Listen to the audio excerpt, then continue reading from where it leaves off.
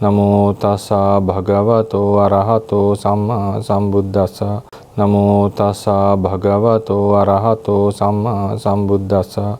Namo tassa bhagavato arahato samma sambuddhassa. Good morning, everyone.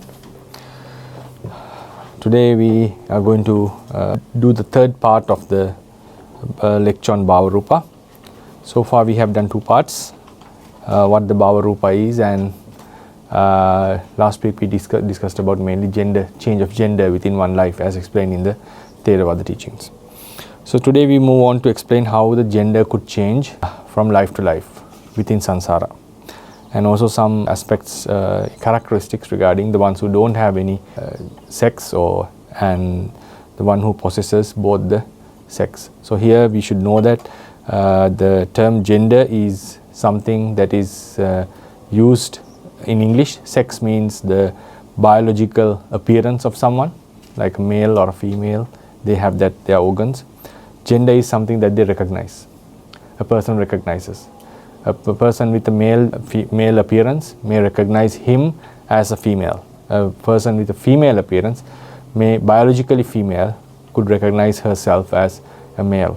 So when we use the two words gender and sex, it seems in English they have two different meanings, but here what we are referring normally while I'm talking, I'm referring to the biological appearance. Even with the word gender, we are using with the biological appearance of someone. So please keep that in mind, because according to Theravada teachings, there is no such distinguish. It's only there is one for a person, there is only one sex or one gender.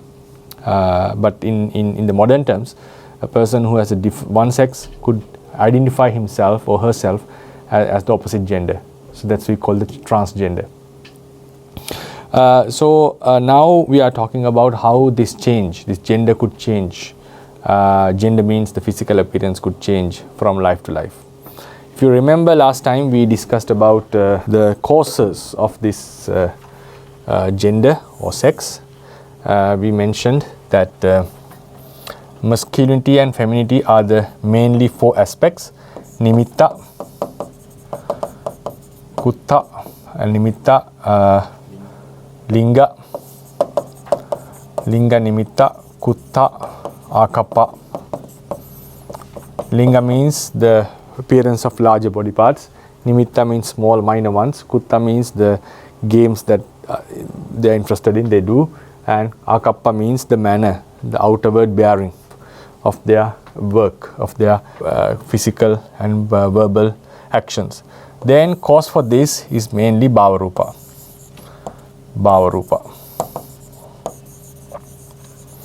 And Bhāvarūpa is caused by sexual desire.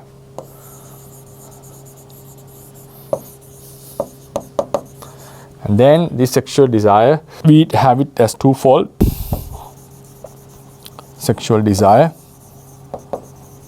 is female, itti tanha, purisa tanha, male.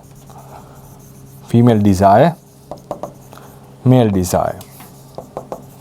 Then female desire causes for itti Bhāvarūpa.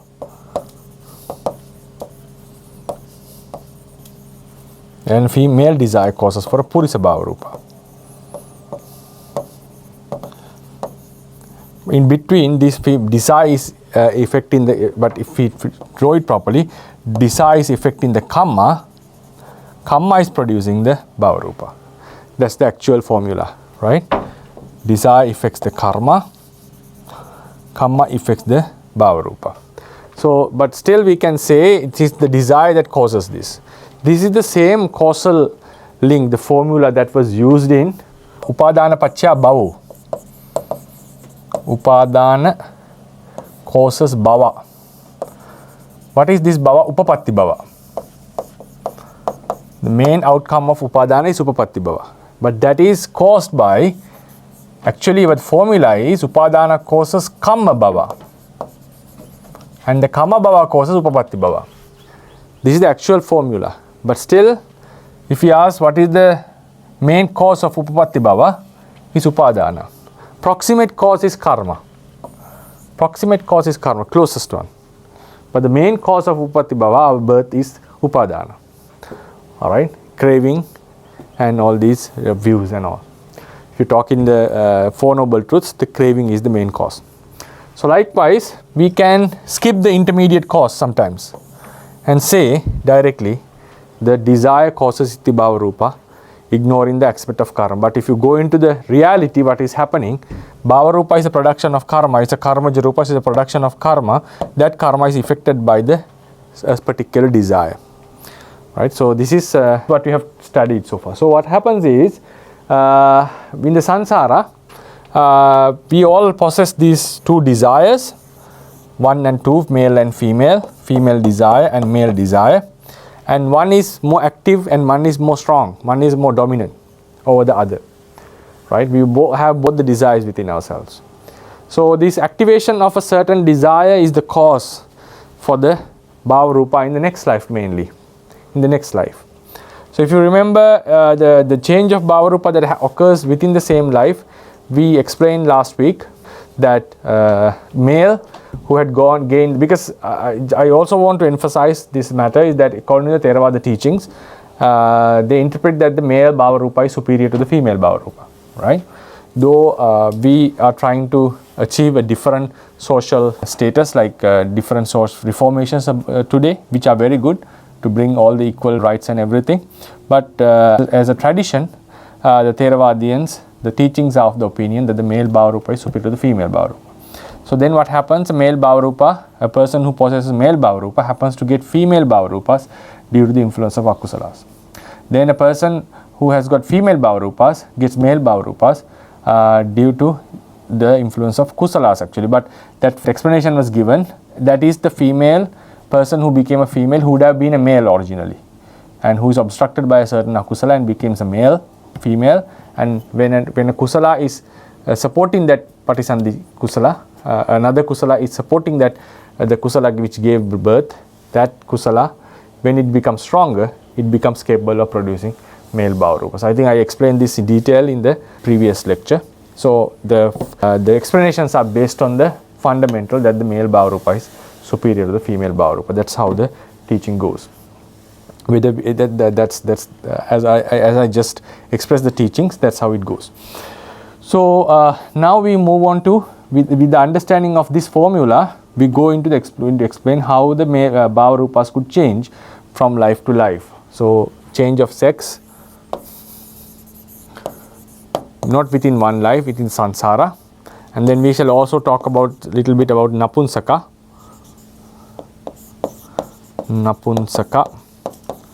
and ubato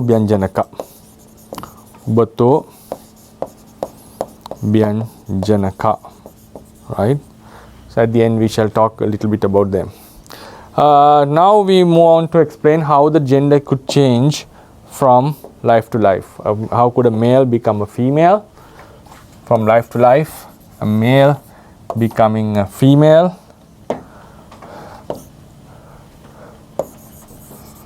male becoming a female, and or a female becoming a male, or a female becoming a male. How this works from now, this is within the samsara, not within one life. The formula which happens within one life is different from what happens in samsara. So now a male becoming a female, first one is inclination.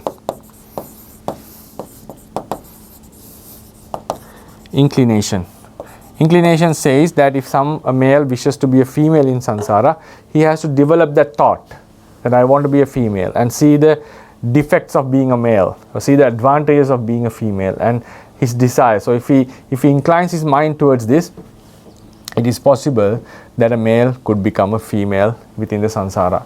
For that, like for example, if you have a mind inclined towards something, that is possible to gain in most of the cases, unless you need some. Now for example, if you incline to be a deva, becoming a deva, you cannot gain it without having a good kusala, right? You have to have the good kusala as well. But without developing much akusalas, like as we have already gained akusalas in samsara, and also with ease, without much effort, if we want to be an animal, just we need to develop that thought. So it's very easy to become so. So in samsara, like if we have an inclination, if our mind is inclined towards something, there's a possibility that we may gain it, but it's not the only reason. It's not the only reason. There should be some other causes as well. Now, female becoming a male, sub-commentaries, it also explains about inclination, right? In some places, we see karma, kusala karma with inclination. So these are the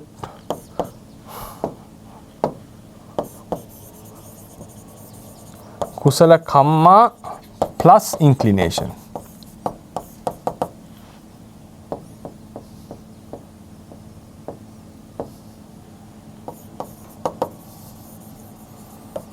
Right? In some places only the inclination has been mentioned, but I'm not sure whether it can be taken as a cause, because it says like if someone wants to be a male in samsara, the female has to develop the thoughts of becoming a male, benefits of becoming a male, give up the attachment to the femaleness, the femininity, and if she develops this thought again and again, it is possible that she could be a male in samsara. At the same time, some places it says together with the inclination, she has to do some wholesome deeds. Especially, there are specifically 2 deeds mentioned in that regard. One is practicing celibacy, abstaining from sensual acts, like sexual acts actually, like becoming, practicing 10 sila or 8 sila or brahmacharya sila for a longer period. Or then otherwise, if she is married to a man, protecting the Kamesamichachara, abstaining from Kamesamichachara, like without doing any sexual misconduct, keeping the promises, vows made in the marriage, right? So if she can do it or practice celibacy with the inclination to become a male, there's a possibility that she may be born as a male in the samsara. But in some places only the inclination has been mentioned.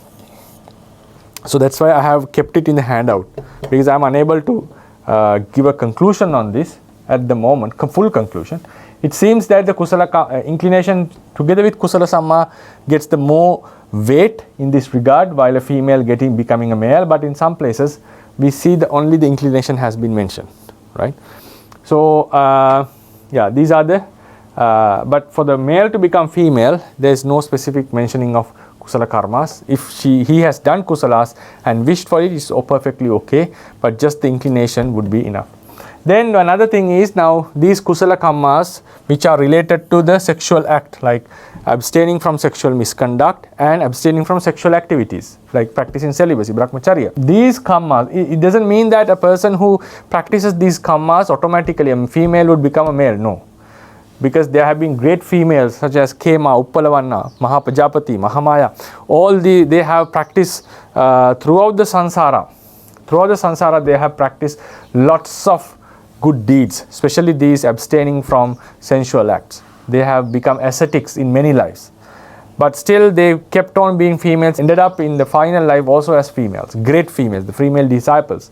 We know that there were 11 or 13 great female bhikkhunis who got titles, and also there were some great upasikas. So it shows that there have been females throughout the samsara, and they have been doing all these good deeds. So it doesn't mean that just because someone has practiced celibacy or so just because someone has abstained from a sexual misconduct, she would become a male in the next life. It doesn't mean like that. There should be an inclination, because the thing is, gender is not only caused by the karma.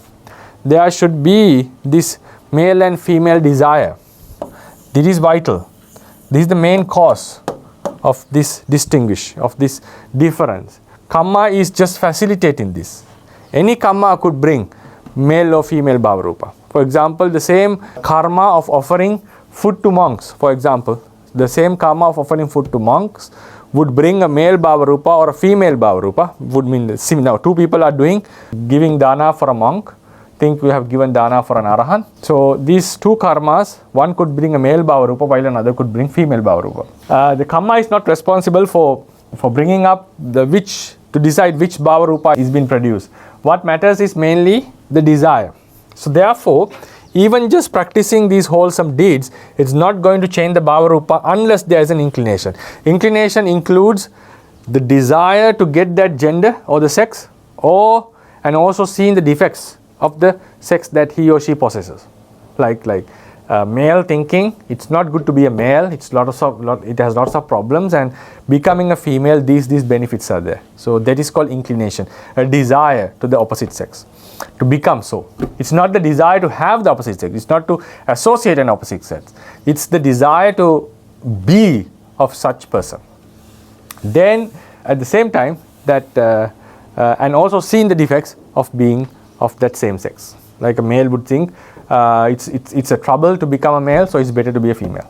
A female may think it's trouble to be a female, it's better to be a male. So this is called inclination, developing the thought of become so and so. Then we come into the male becoming female. There are cases of karma. So the change of gender can happen mainly because of karma. It can happen with a kusala karma if someone wishes. If someone gives a dana and wishes, may I be a female and be of such glory in samsara. Male could give a dana and easily become a female. That's no problem in that, right? If, for example, a male would offer a great dana to some person or a special being and wishes, may I be a female in samsara and attain these and these stages, he can easily be there. But the doctrine says that there is another way that a male could become a female even without his wishes. That is mainly due to committing sexual misconduct. If someone commits sexual misconduct, that there is a possibility that the person may end up being a female in samsara. It is a possibility, is there.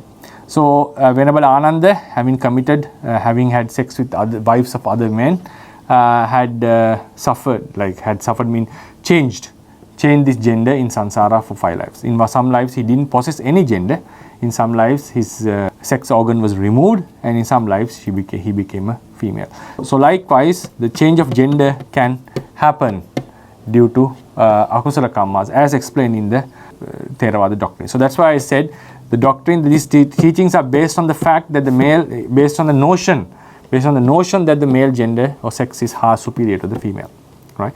So therefore, the kusala karmas can also, a male could become a female by doing a kusala karma, and also especially committing sexual misconduct, a male may end up being a female. But there is an exceptional case. There is one person, how much he commits sexual misconduct, how strongly he commits sexual misconduct, would never be a female. That is a bodhisattva who has earned the prophecy, who has got the prophecy, who has been prophesied to be a Buddha. After this prophecy, how much sexual misconduct he commits, he would never be a female till he attains the Buddhahood. So therefore, there is a special case that even though we generally say, it doesn't mean that every person who has committed sexual misconduct would end up being a female or would go under sex change. No, it's not so. There is a possibility.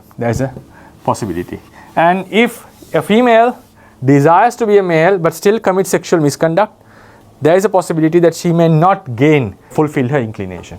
There's a possibility that she may not fulfill her inclination. So therefore, the sexual misconduct is an obstruct to become a male. A male would end up being a female, and female would not get the opportunity of becoming a male. So this is this karma of sexual misconduct is something which is very serious in this regard. Serious meaning it affects our lives seriously. It's a very strong karma. And this sexual misconduct is normally, it has been explained in 2 different ways to 2 people. Right? We normally don't talk about this much because it clearly shows the discrimination between the genders, within the sex. For example, if I give a brief explanation on this, a male commits sexual misconduct. Committing of sexual misconduct by a male is different to that of a female. A female commits sexual misconduct mainly only after she is married. She is bound to her husband, and she becomes sort of the word is used as property, which I don't want to use these days. So it's like she belongs to him. The word Sami, the owner of the wife, is the husband.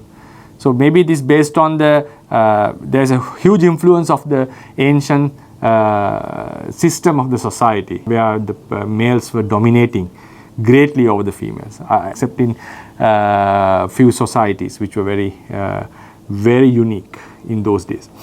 Then, so a female who is married would commit sexual misconduct if she has sex with someone else other than the husband. And there are two special cases, like if the king has made a certain rule or something. So these two, there are two women, that exceptional cases, which we don't see today, right? So I just leave them away. So normally, as long as a female is unmarried, there's no way that she may commit sexual misconduct unless the special two cases. I think if I remember, the engagement and the king makes a rule that no one should associate this woman for some reason. Anyway, so normally we can say these days, after engagement is not sure for me, I have to recheck that. So anyway, after getting married, before getting married, there's no way the female doesn't commit sexual misconduct. But after getting married, she is bound to her husband. She has sex with someone else, she commits sexual misconduct. But for the male, it's different. The freedom is greater in that sense. The status of the male, being married or unmarried, is not affecting whether he's committing sexual misconduct. So male, for example, married to a woman, can have sex with someone else, and the fact that he is married to a woman doesn't make him to commit sexual misconduct. But in the modern law, it's equal, right? If someone has made the marriage vows, both have to protect it. But according to Buddhist ethics means the sila, man, though he is married to a woman, he's not bound to her. That's what he's means. That's why kings could have many wives and still may not commit sexual misconduct. That's why the males could have many wives as householders. They have a few wives to some rich men, like what is being followed in some countries, like in Middle East, in some religions, like in Muslim, Islam. And also it happened not only in Islam, it has been happening from the very past. Even in the Buddhist societies, kings used to have harems and all. It's not because he was allowed because of a king. No, the idea was male could have, male is not bound to the female by marriage. So this seems very bizarre, very strange today. So what I'm saying is what is being explained in the text. Then, but the male commits sexual misconduct in two ways. One is if he has sex with a woman who is already married, who belongs to someone else, right? Have sex with a wife, another wife for another male, then the male commits sexual misconduct. Or he has sex with a lady or a girl who is under the guardianship of someone, who's been taken care of by the parents, who's been taken care of by the brother, who's been taken care of by at least even by the relatives, uncles. So if she's been taken care of by someone, even a bhikkhuni is under this category because she's been taken care of by the rules and all. So rules and the society, the bhikkhuni group. So if a male has sex with someone of such caliber, then he commits sexual misconduct. But that guardianship also, it's not just feeding her. It has to be like the parents or the relative ones who, the guardians are protecting her from having sex. So like in Asian countries, for example, till the daughter grows up, parents are always watchful whether she has a relationship with someone. That's still, it's found in some countries like in Sri Lanka, in India. So they are very careful about it. So, but if the parents are okay with that, the parents have given the freedom to the child, even from the childhood, that you can live, if you have sex with someone, it is not bothering us. A male having sex with such a daughter is not committing sexual misconduct. This is protecting, if she is under protection of the guardian, like the guardian is protecting her from males, not to let her being taken by males. If such a protection is there, then a male having sex with such lady, a daughter or a girl, would make him to have sexual misconduct. But in that association, in that intercourse, because the female is not married yet, though she is under guardianship, she is not married yet, so she doesn't commit sexual misconduct while the male commits. Male commits in such an association, but the female doesn't because she is not married. But a male having sex with a wife for another person, then both commits, because she is bound to her own husband while she is cheating on him and breaking the vows, and the male is having sex with a wife who belongs to someone else, right? So in the other cases, male having intercourse with a woman who is not under anyone's guardianship and also not married, a single woman living independently, or a prostitute in those ages, or a widow who is living independently. So even the man is married, still he doesn't commit, even he has sex with such person. So the marriedness or unmarriedness of a man is not going to affect his conduct. So that's why I want to say this is the rule which we don't talk much, because this shows how discriminating the two genders are. So that's why normally in public talks we don't express this much, because it can also make someone to think that the Buddha was a sexist, because he was clearly discriminating. Yes, he had that discrimination clearly. Although this is a class that we had this kusala explanation about sexual misconduct, and I suppose that the audience is so much open-minded, so that's why I expressed this rule. This is how it has been created. So one can interpret whether this is like is it culturally influenced or something, but still we have to keep in mind this is a rule, this is a universal type of a rule. Sexual misconduct is the third precept, and it says that if there is a land called Uttarakuru, which we don't know where it is, it says that ordinary humans cannot reach there. In that human world, which is called Uttarakuru, people are not marrying, so people don't have that strong bondage. So even though they have sex with whoever, they are not committing any sexual misconduct, because they don't have strong lasting relationships. So therefore this marriage, the social identity of a husband and a wife, the consideration of a bondage really matters in this. If there is no such consideration, if there is no such understanding of partners, if there is no such understanding as we have made vows to each other, then there is no room for this rule to apply. The sexual misconduct is committed only in a society where this is being followed, like the marriage vows are being considered highly, or the guardians are protecting the girl not to have sex with someone. If these two are out, if these two are no more, if the parents have given the chance, made the daughter free, or would not watch what she is doing, is not bothered about what she is doing, then there's no space for sexual misconduct with an unmarried woman. And also in open marriage in present days, sometimes wives and husbands have freed themselves not to keep into the vows, or not to have limit sex only to their partners. In such cases, still they are not going to commit any sexual misconduct. And there's a story where in Jataka story, these things are actually scattered in the doctrine. This is called, one time king didn't have children, but he had lots of wives. So there was a rule that they followed. If the king is not, maybe he's not fertile, or maybe due to some reason he was not having any children, there were many wives. So then the advice was given, in the case where there is no children, children born to any of your wives, but due to any male, as long as she is your wife legally, even she gets a daughter from another, son from, or child from another male, still you can consider him as your son, because the wife is legally yours. So the king made the wives to have sex with other men in order expecting for a child.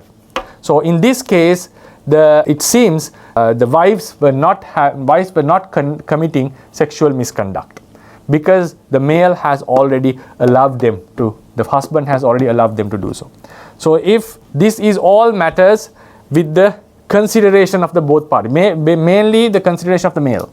If the husband is okay with wife having sex with someone, she is not going to commit sexual misconduct, according to this story.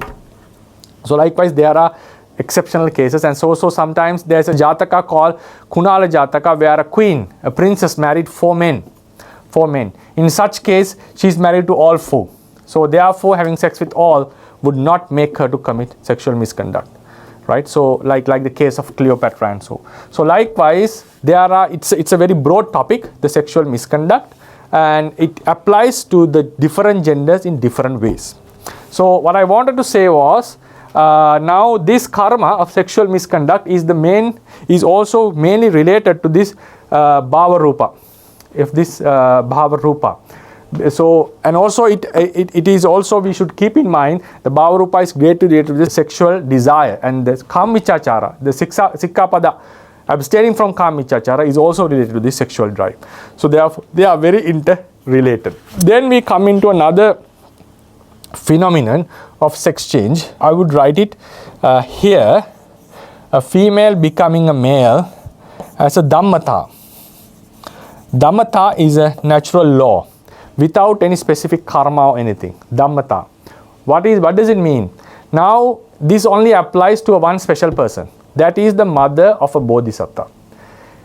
Mother who gives birth to a bodhisattva of his final life, of the final life of a bodhisattva, in which he would end up being a Sammasambuddha. It says that she would pass away after 7 days. She would pass away after 7 days, a peaceful death, and she will be born in the realm of Tusita.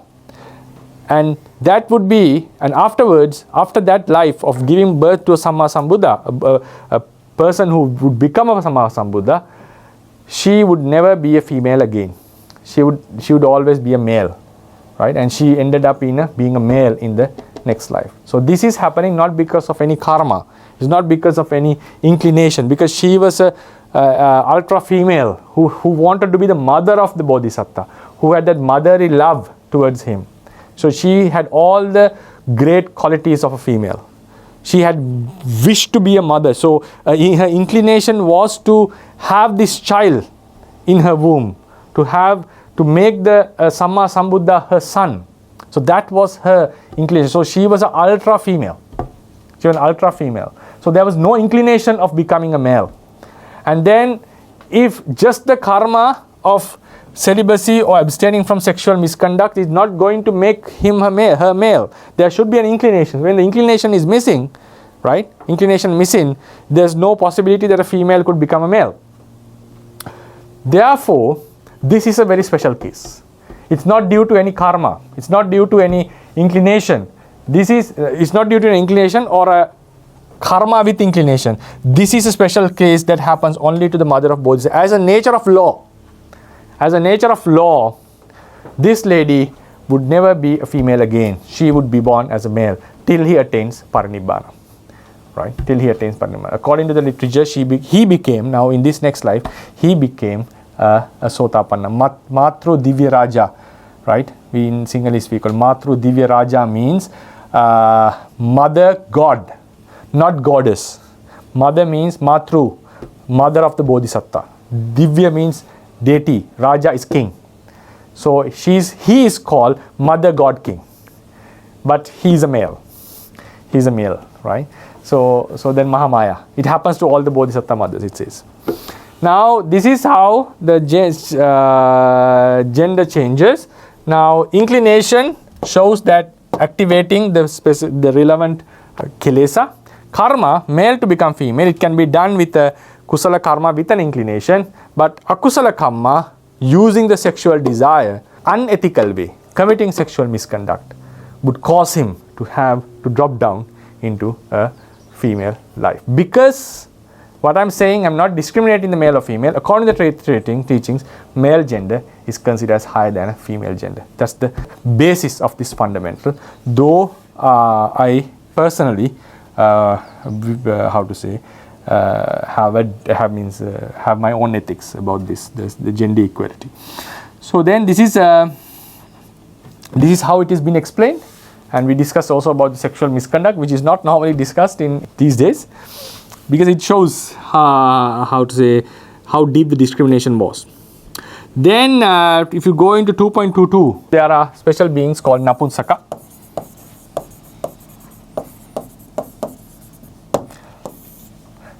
And Ubato Bhyanjanaka.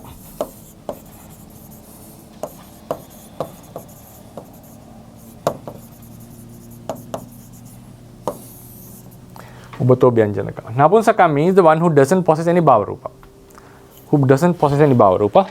So he is neither a male or a female according to Theravada teachings. According to Theravada teachings. I'm not sure whether there is such person in biologically, because XX is female and XY is male, right? And also one sister told me once, now actually XX and XY, according to biologically, XY is lacking something. XY is lacking their potential of something. So biologically showing females are much superior in that sense. They're capable in that sense than the male, biologically. They're lacking because if you the way of drawing the chromosomes, there's one part is lacking, right, of a male. So, but according to Theravada teachings, it's the other way around. Male is more superior than the female, right? That's also something very interesting to know. So, Napunsaka means he is neither male or female. I don't know whether biologically there are such beings, because either you will be able to distinguish them as XX and XY, but there are some exceptional cases. As I remember, 3 X's or like there are some cases, but I haven't seen a person who is considered as no sex, right? So Napunsaka is a person who doesn't possess the Bhāvarūpa by birth. Doesn't possess the Bhāvarūpa by birth.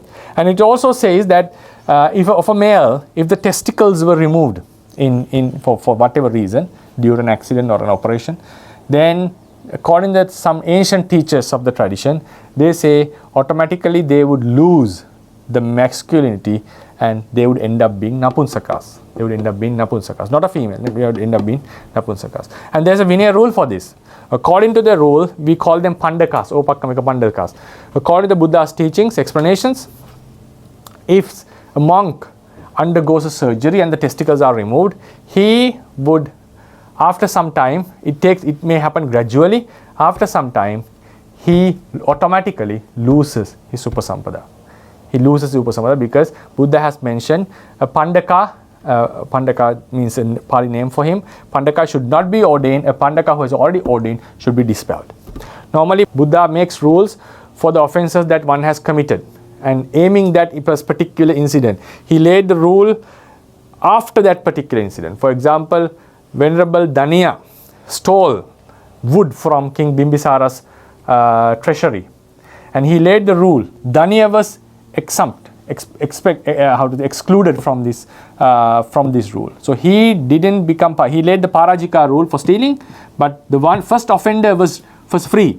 Later on, he became Arahant actually. Daniya became Arahant. While Sudina couldn't.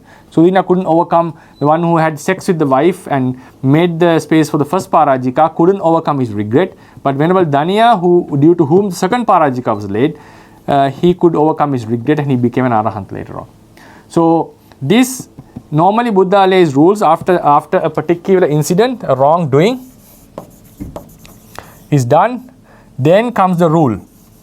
Rule is applicable after this. The first wrong doer is not going to be punished by this rule. That's normally how the Buddha lays rule.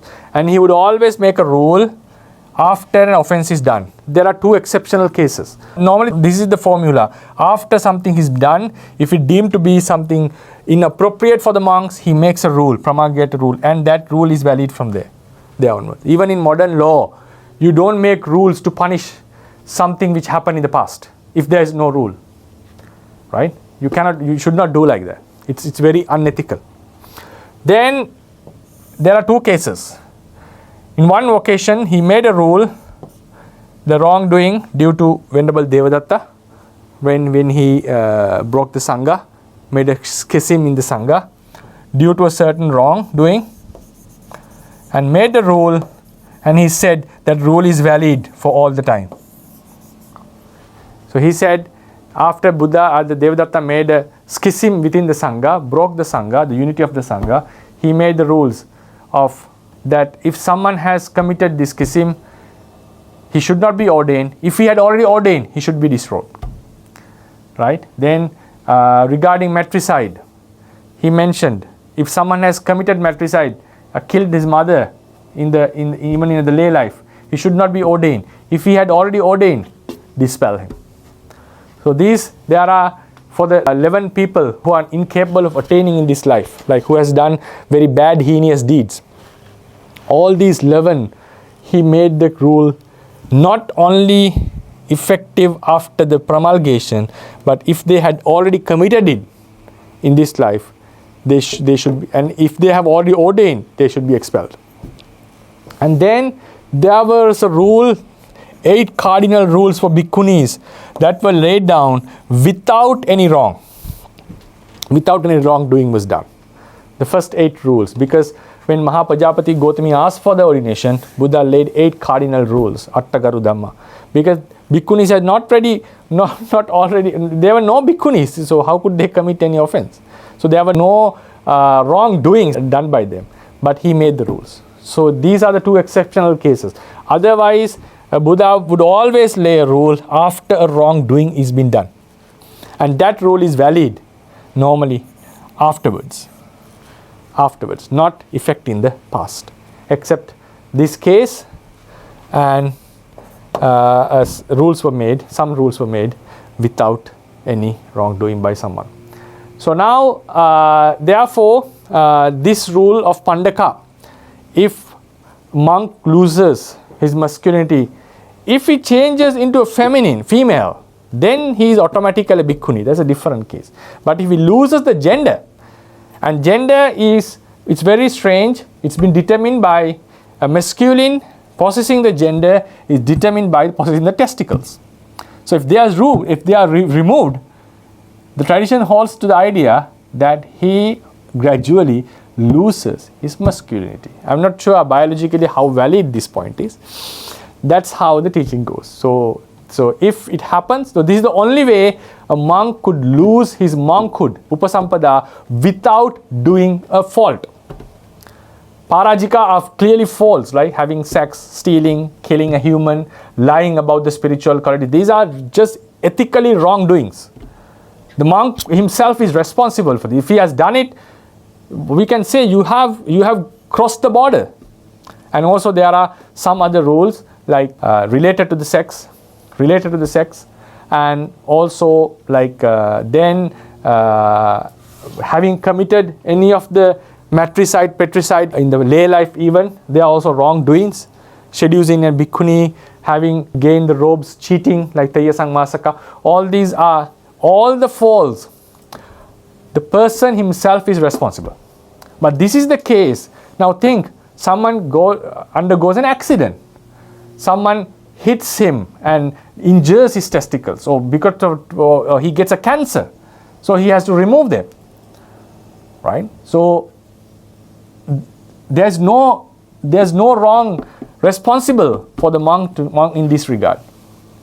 But if he loses them, he's going to lose the monkhood.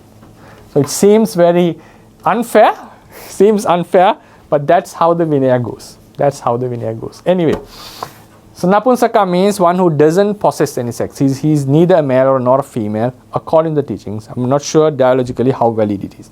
Then Ubato Bhyanjanaka is normally translated as intersex. Or there's another word called hermaphrodite. I'm not able to translate it. That's how we studied in the university actually. Hermaphrodite. So the one who possesses both the organs, male organ and the female organ. But according to the teachings, they are either a male or a female by karma. So there can be a male, one who possesses Bhāvarūpa, male Bhāvarūpa, but possesses both the organs. There can be a female who has female Bhāvarūpa, but possesses both the organs. And it says the sub-commentary, so there's such much details with the sub-commentary. It says a male Ubato Bhyanjanaka. It says whose male genital, he can cause others to conceive but cannot get conceived because he doesn't possess a womb. He can make others to have children, but he himself cannot bear any children. But the female Ubato Bhyanjanaka, who has the female Bhāvarūpa but possesses both their organs, can make others to have children, and also she also can bear children. Right? So this is how the sub-commentary. I'm not sure how valid these points under the present biology. Okay, I'm just explaining what the book says. Then the question comes, now if he possesses, now female ubato bhyanjanaka and male ubato bhyanjanaka, female and male, both possesses both the genitals. Now female having the male organ, how about, because it says that male organ is produced mainly by influence, there's a great influence of this Bhāvarūpa on this Bhāvarūpa. So it says the female ubato bhyanjanaka possesses Bhāvarūpa all over the body as any other noble being, but except in the male organ. In the male organ, that Bhāvarūpa is not produced. The commentary says it is produced by a karma. It is produced by, arises due to the akusala chitta that is being supported by a karma. Maybe it's a kusala karma, I'm not sure. It's arising due to akusala chitta supported by a karma. Which karma it doesn't mention. What sort of karma is it? Then a male ubato bhyanjanaka, he possesses male Bhāvarūpa all over the body except in the female organ, his female organ. Right? His female organ. So I'll read that sentence, 2.24. A question may arise with reference to the intersex. How could a hermaphrodite possess both the genital if she or he is to have just any of one Bhāvarūpa? Because even though they possess both the genitals, they possess only one Bhāvarūpa. Because according to Yamaka, one who has Itti Bhāvarūpa cannot have Purisa Bhāvarūpa. One who has Purisa Bhāvarūpa cannot have Itti Bhāvarūpa. There's only one Bhāvarūpa. So maximally we can have 27 Rupas in any living being according to Theravada teachings. Right, then the question comes, if there's only one Bhāvarūpa, how could he possess both the genitals? The Vimati Vinodini sub-commentary has furnished us with an explanation on this account. According to it, the additional genital arises due to an akusala chitta that is being supported by a karma. A point worth mentioning is that of ordinary living beings, the main cause of origin of genital is not the Bhāvarūpa but the karma. It's produced by the karma. It doesn't say which karma. Seems the kusala karma. When the genital grows, it grows under the influence of the relevant Bhāvarūpa. When it grows, it is influenced by the Bhāvarūpa. The additional genital in intersex beings does not have any Bhāvarūpa. When an intersex is about to have sex with a female, his male organ becomes prominent, while the female organ would be hidden.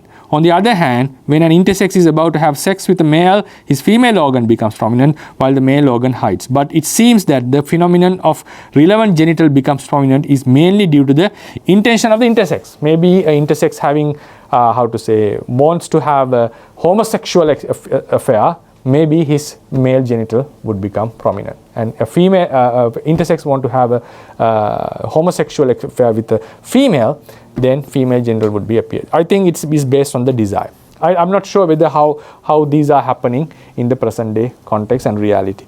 So this is based on the information that we get from the text. So these are also related to the Bhāvarūpa. So we have covered a huge range of Bhāvarūpa, what Bhāvarūpa is, and what are the causes of Bhāvarūpa, and how gender means masculinity or femininity. I'm talking about the biological sex.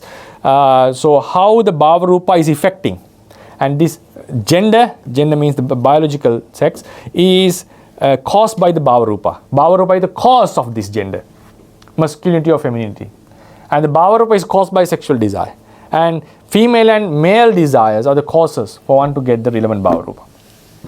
Right? And this tanha, craving of male or female desires, affects the karma. And that karma produces the Bhāvarūpa. And shows that we discussed about this matter. This gender, the biological sex, is not. We normally get attracted to this. That's the one of the most strongest attractions that any living being possesses.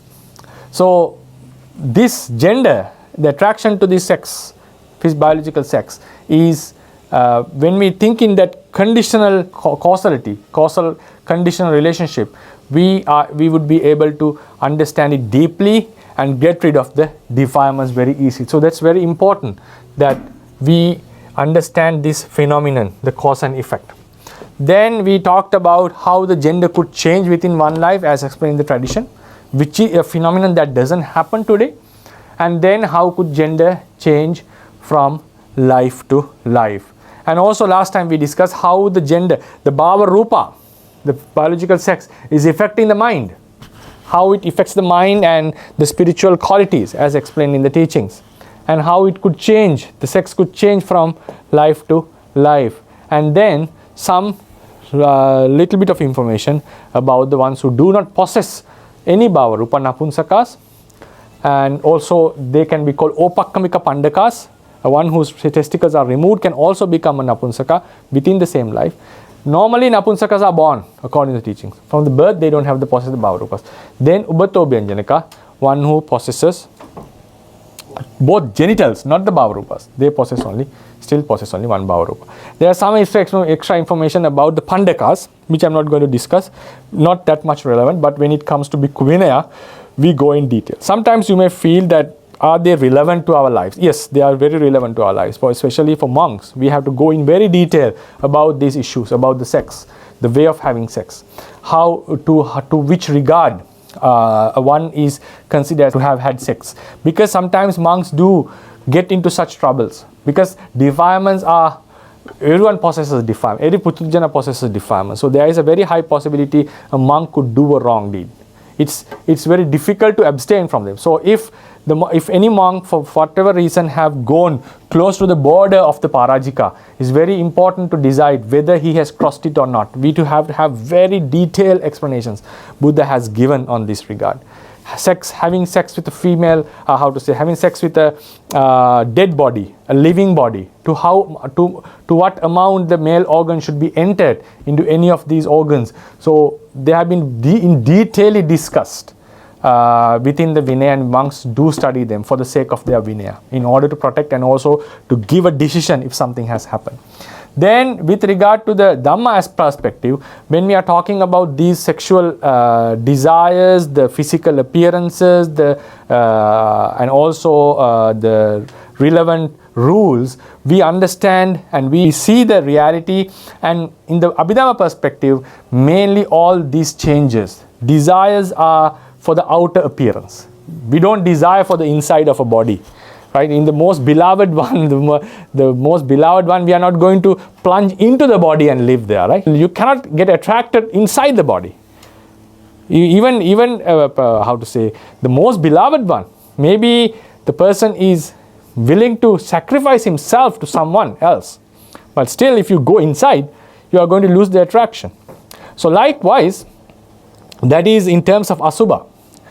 But when we think of in terms of ultimate realities, this outer appearance of a gender, the person, the manifestation of a person is mainly due to a Bhāvarūpa, a subtle Rūpa that appears in the body, which has been produced by a karma, which has been affected by the sexual desire. So when you see this causal relationship, we understand, why we are attracted to someone. But this is also made by some cause and effect. So when you see this conditionality, it's very easy, and our lust arises due to someone because of this appearance. So in the end, the desire of that person, sexual desire of that person in the previous life, which was unsuppressed, which has caused this appearance, is causing in line my lust, the desire that I have. So you can see how cause and effect is making. And also, keep it in mind, if we suppress our desire, if we suppress our sexual desire and attain a Brahma life or attain Parinibbana, it's not only saving you, you're also causing, you're not also making a condition, you're also reducing one of the conditions that could arouse lust in someone else. That's also another point. A way to think like, if I'm in samsara, I can be a cause for so many people to do akusala karma. Also someone can say he may do kusala karmas based on me as well. But at the same time, if you think about the samsara, we may think because I'm present, I may harm others and others may also harm me. Others may get attached to me and there can be lots of bondages, and eventually I'm causing someone else's samsaric journey to prolong someone else's samsaric journey even. So me getting out of samsara is also a help to other beings. Is also a help to other beings. Now, for example, if I say, if you think about Yasodhara and Bodhisatta, now both Yasodhara came so much in samsara and ended up being one of the greatest women according to our teachings. Seems to be the foremost among the women when you think about her support she has given to Bodhisatta and also the qualities she has developed. But think length of samsara is mainly due to a attachment towards the one person. Now think, if Bodhisatta attained arahantship at the Dipankara Buddha's time, Yasodhara would not have gone such a long distance in samsara. She would have also ended her samsara. So it shows that he being in the samsara has caused someone else also to follow him. Right? The suffering that Yasodhara had to undergo throughout the entire period is also a reason. One reason is Bodhisatta not entering Parinibbana. So likewise, we can think this in a broader way. So we getting out of samsara and attaining Parinibbana is also causing some benefits in the long term, in the ultimate sense, causing help to other people as well. So it is not the motivation for us to get out of samsara. It's not a great motivation or a explanation or a reason, but you can still, I hope you can see what I'm trying to explain. So therefore, when we study this stuff, now think about not having sex according to Napunsaka, having these being born as an intersex, and all these karmas and all that affecting the lives, and it shows that.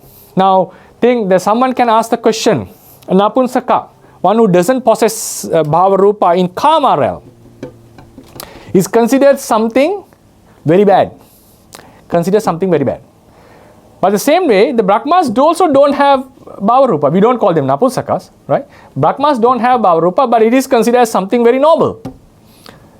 Why is that? Because the karma realm is made in a way to enjoy. So if someone doesn't possess, now in the karma realm, someone doesn't possess the no sensitivity, we would consider him as a ahetuka. We would consider that he's very unfortunate. But the Brahmas also don't have it.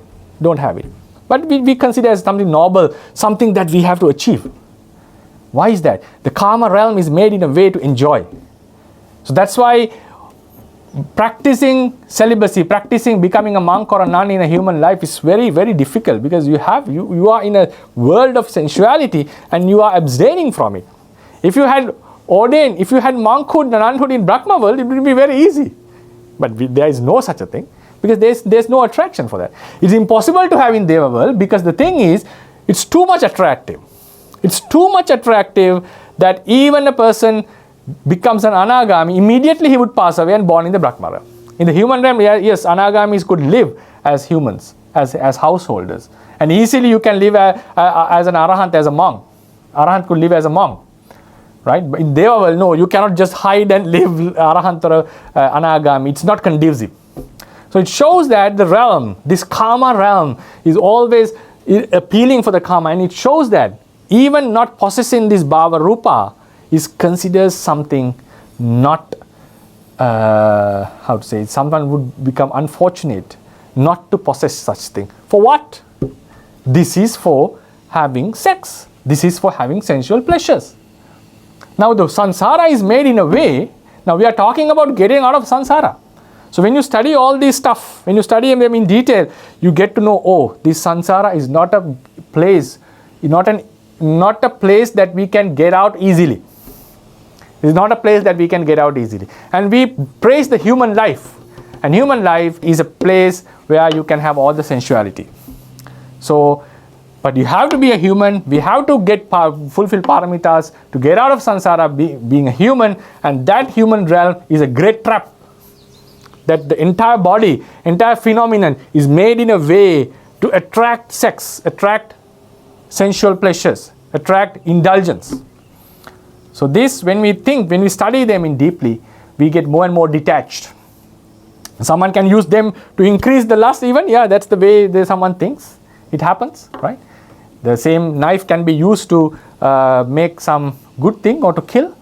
So the same teaching can, while increasing someone's desire, would also be a reason for the detachment. So I hope that these teachings would be used for such purpose. And this is the lecture about Bhāvarūpas. We gave 3 lectures in detail, things that we normally don't discuss. And another point, monks are reluctant to discuss these things, because that's a social cultural thing. In Sri Lanka, for example, I would not give this much of detailed explanation in the Sinhalese lecture maybe. Because I'm not sure whether the Sinhalese audience, to be true, is whether audience ready to accept this kind of wordings or explanations from a monk, right? So that is another cultural thing that hinders us in going for detailed explanations. And so I discuss things that we normally don't discuss within our context of a monk, but because as they are found and explained in the Buddhist books, Doctrine, so I gave you most of the information about the Bhāvarūpas, hoping that it would enlighten or give more insights about the reality in the Theravada perspective. So I conclude the lecture, give the opportunity to ask questions. May I ask one question, Swami Answer? Yes. If a man has a concubine, yes. Concubine with the permission of his wife or wives, is it a misconduct? According to the teachings, man doesn't need to have the permission of the wife to have a concubine. That's why I said, man, this seems very strange, okay, under the present context. So a marriage, think about a marriage. I'll draw it. Now, male and a female, this is a marriage.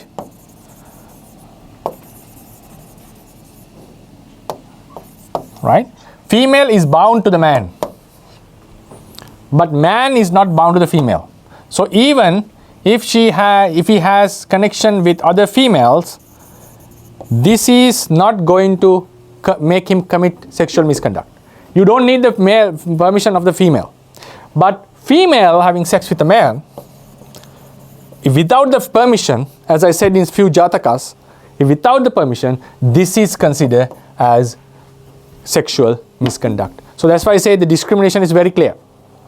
So now, but saying this is the rule. But Buddha was not appreciating this. In the Parabhava Sutta, he clearly mentions, se hidare hi santutto vesya supadisati. If a man is not only satisfied with his wife, intercourse, that is considered as a pathway to decline. Parabhava mukha. It's not a good thing. He never praises this. He said, be satisfied with your wife. And if he is seen associating prostitutes regularly, if he is seen associating wives of other men, this is akusala. Having sex with wives of other men is akusala. Having sex with a prostitute is not an kama michachara, even though he's married, but is not praised. It can cause lots of problems. But for example, if a male marries many females, this is, according to the Buddha's teaching, this is perfectly okay. It's said as perfectly okay. There is one Jataka called Kunala in which a female prince, a Bodhisattva was including Bodhisattva, she married 5 brothers. Very handsome, very strong guys. Bodhisattva was one of them. So such marriage was also, now we know that in different cultures in the history, there have been such marriages. I've forgot these words, polygamy, there are specific terminologies for this, having one partner relationship, many partners relationships, right? So now if the males are okay, it seems this marriage, but it never says that it's allowed. Such stories are there. But male having many wives, according to the context, is perfectly okay. So sometimes ironically, we sometimes, the ones who sometimes means, some Buddhists do look down upon some religions because of this phenomenon. But the Bodhisattva had thousands of wives. You go into the Apadana Pali, it says at least 18,000 wives he had. And Yasodhara was the foremost. Right? 18,000 it says. And they all wished to be his wife from the time of the Dipankara. The Apadana says it, they all became Arahants in the end. And they said we were his wives. So he had intercourse with them. That's for sure. And surely attractive person like him would have attracted lots of women. That's natural, a Bodhisattva having many wives. That's obvious. But ethical point of view is perfectly okay. If someone can afford the wives, if someone can. But there's also another thing. Mainly, there's another story in which a male has married a female and he wants to bring another wife. And he said, if you are capable of living with her, like having no conflicts, try to manage it. So likewise, he has to treat them properly. All these are there. But in terms of kama michachara, I want to emphasize the treatment is different. Male and female marriage, female is bound to a male, so then it seems like she is now having sex with another person is prohibited, but for the male it is not. This is how the rule goes. This is against, so I'm not entertaining this, but that's how the rule has been interpreted. But did the Buddha encourage to have relationships out of his marriage, a person having relationships out of the marriage? No, he didn't encourage this. He very highly praised about Nakula Mata and Nakula Pita. They were bound to each other only. They had only two partners in their relationship. That was a very highly praised relationship, even by the Samma Sambuddha. And they ended up in the same lives in the next life, same realm in the next life. So technically talking, this is how the sexual misconduct rule has been explained. Even King Bimbisara. Now another point to emphasize, prostitutes. Prostitutes can even keep the third precept. Prostitutes can observe 5 precepts. Killing, stealing, lying and alcohol is obvious. Then the question comes, how could she keep the third precept, sexual misconduct? She is called Muhuttika. Muhuttika means, according to the teachings, there is a Jataka story for this, exists, saying that how she protected her third precept. A prostitute takes money from a certain customer. After she has taken the money, if she serves for another customer before the first person, she breaks the precept. That's the precept of a prostitute. If a male pays for a prostitute, according to the Vinaya rule of Sancharita, this is Buddha's words, I'm talking about Buddha's words. Buddha has considered her as his temporary wife. After she has served him, then when she leaves, she is no more your person's wife, the man's wife. So therefore, during the period she is bound to have served him, she cannot have the intercourse with someone else. So there was a Jataka story in which Bodhisattva checked this prostitute was observing 5 precepts. She was a very famous person in the city, and I think Sakka Bodhisattva, I forgot who wanted to check. He came as a very handsome guy and paid money, and she accepted it, and he said, I will come on that day. Allocation was there, and he didn't show himself up. The prostitute waiting, she has taken the money, but she was very dedicated to the 5 precepts, and it took years for this divine. He was a divine person, Sakka. I don't know whether he was the Bodhisattva, that's the only thing, but he was a Sakka. He appeared after many years. Throughout the entire years, she was struggling. She could have discarded it and considered that he has no more and done her service. I don't think she would have still committed it, but she was very strict on her rules. That was her living. So she didn't serve any other man till the customer comes. She was dedicated to her sila. She had difficulties because if she's not serving, she's not going to get money, no? So she couldn't have proper meals, she couldn't have proper living. For years she waited. That was the dedication of her to the precept. Even following these 5 precepts, a prostitute can end up in a good realm after this life. So this much of details are there in the doctrine. I just added something, and also a Sotapanna. Bimbisara was a Sotapanna. He has associated prostitutes. He is the one who appointed a special prostitute in his kingdom. So therefore, this is how the teaching goes about this third precept. I hope I gave more information than you asked. I hope it's clear. Okay. Hope it's clear, right? Clear. Thank you very much. most respected Pante, for the insightful lecture. Considering Jatakas are just the stories before the Buddha Sasana, is there any chance that their messages or ancient norms be against the fundamentals? Thanks. Can the ancient norms be against the fundamentals? It's a tough question, yeah. For that, I also have to do a research on this. I'm just giving the information what the Jataka says. As you said, we have to go thoroughly inside and check things. But most of the things that I said about the rules are very valid. They are within the fundamentals. I can give you the references. Maybe in the lectures of karma, I may be giving when we explain the 5 precepts, 10 misconducts and all. I surely be giving all the information. Don't worry about that.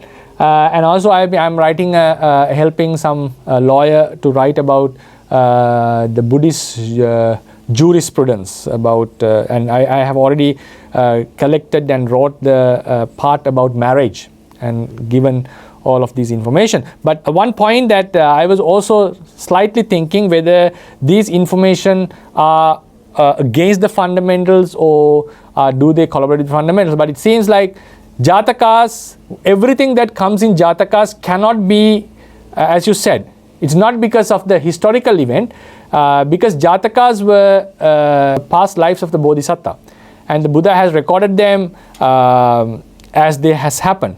The Jataka doesn't say whether the female having many males as their husbands was doing correct or wrong. It doesn't say that. It just says the story. It just says the story. It doesn't comment on this. So maybe, as you said, we need to think more deeply and see whether these incidences or what happened, whether they can be taken as fundamentals or not. That's a very, very valid point. I'm unable to give you an exact answer on this. For that, we need to deeply plunge into the doctrine and search for more relevant information.